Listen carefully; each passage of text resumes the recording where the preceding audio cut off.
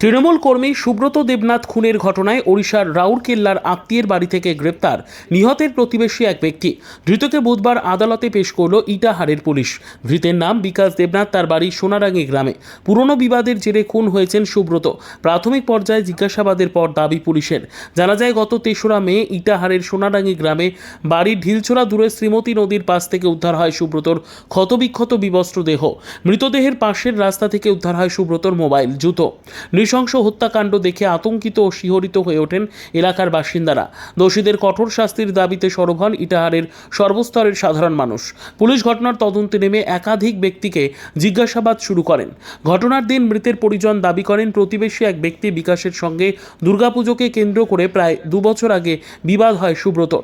তাদের সন্দেহ এই ঘটনা বিকাশ ঘটাতে পারে।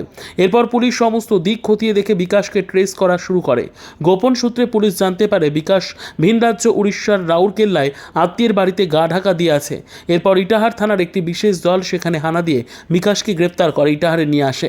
জেরায় বিকাশ স্বীকার করে এই খুনের সঙ্গে সে জড়িত।